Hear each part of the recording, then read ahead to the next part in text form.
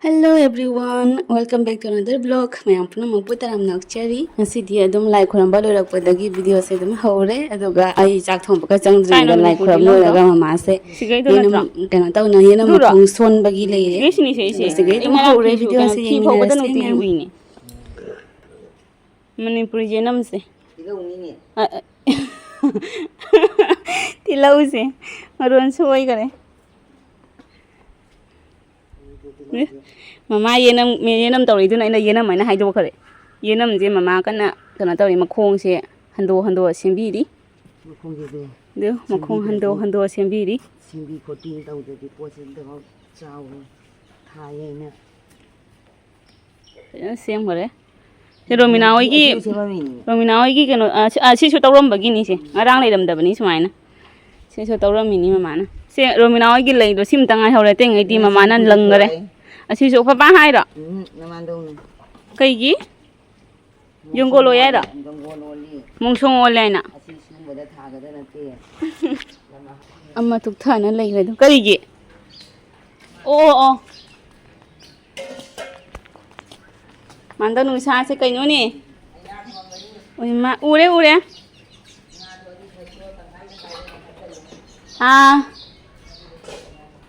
Masigi kari tawba yese kainoge sida leire nahangi lafuthro do iron bagi haibado iron batarani se irola chase aye ado se mayam yoini do madi thabak chepado madi se jam chani saloi nga su icha cha de madi ado se aina ngauna bagi ana puthoroi ni kobi ne ado karon potol yauri ado madi karon yam pamse ado karon ngauran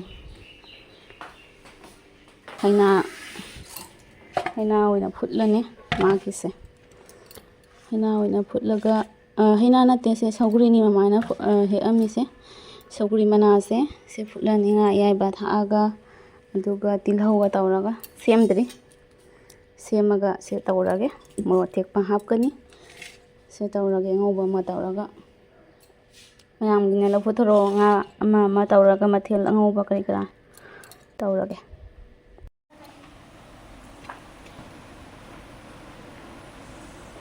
Nore se bajana phut khami hawrani se nusa sidi bajan langtik lange le samaina phut pana hena hawdo mi nusa sa ba siga leire la phutharo do la phutharo se semba loyare ando na sembire kai po samos masena karon magi ngauna baini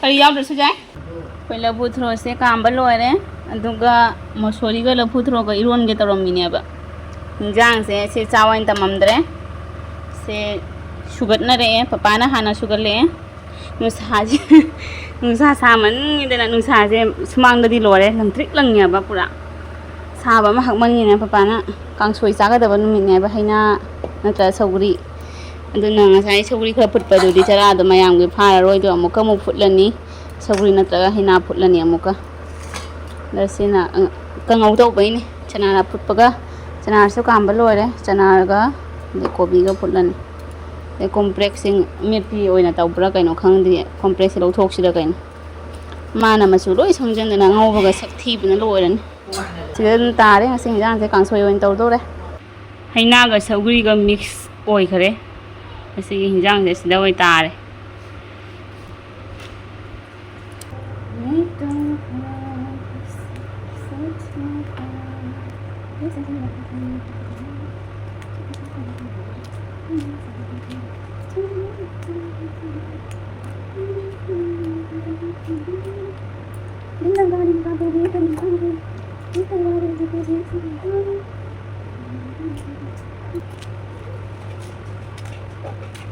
Masagi lo putro kamba doni se khara dum net le aduga mai maroi se ga hap ka tawre sang hinjang loire ado hajik se kwa khai tawre kwa se tappage na pa se itappa kwa yam haw ye ata amata pathana moina ado aje se tappage yam ina ka kwa ga dukan ga phamati mayam chaba ga lakna ga dro kwa ting bani dusu kwa se chappa lore du bajana kupna chappa bani मतलब अनि दिथो ने से मतलब अनि तप्पगे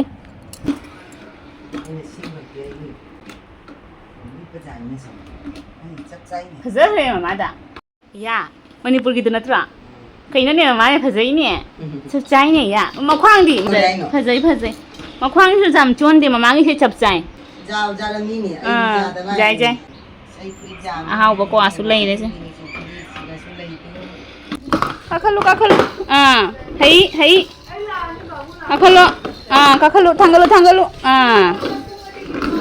कमाय चली यो थेंगु दुमाय ना थेंगु दुमाय चलदा मोमो मयाम से चिकन ने कइने पैकेट मयाम सिगो yung एखोय सना चिकन चाहौदबै मोमो इ चानिङे मा मोमो इना तौरे दुन पिज्जा चानिङे हारे मिनी पिज्जा कैंसिल होय गरे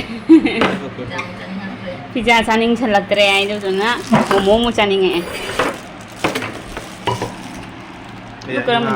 chicken chắc là này này cái đi dạo cái gì đi để đi dạo bên này kìa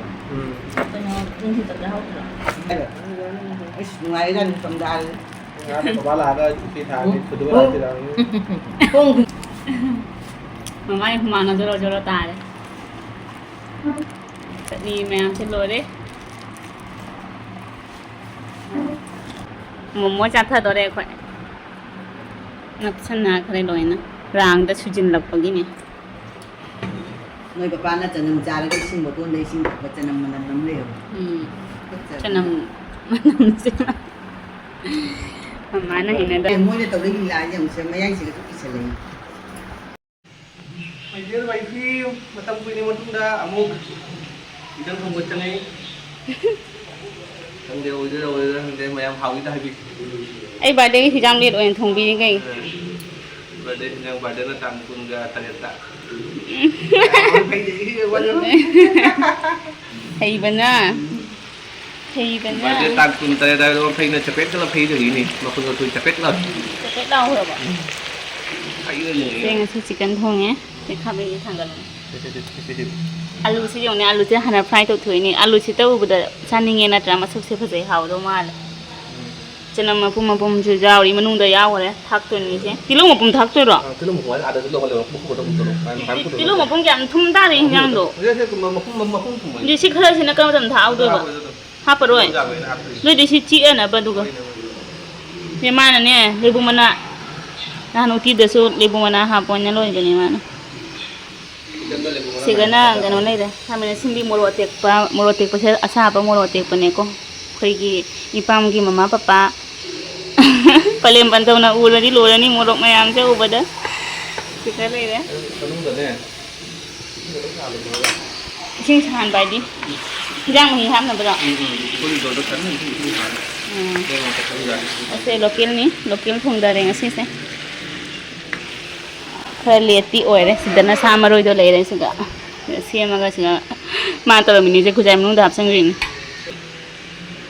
ngasi gì, master chef ni, mà nào ôi là thùng đài đấy ngasi ite hana alu ngọc khơi làm mẹ, anh trả, thằng cái alu ngọc luôn thì bỏ, alu ngọc mẹ, thằng cái làm mẹ, mà thằng cái làm mà từ mà thùng mấy thằng thua nó cao đấy. Hawalu, hawan đấy à đấy. Từ mà nằm thua nó cao rồi. Hau trâu bên. Trong đây cái phải bây giờ nó hau đây chăm đi. Hau tôi ni. Phải dẫn thùng đa cái đấy. Ok, normal.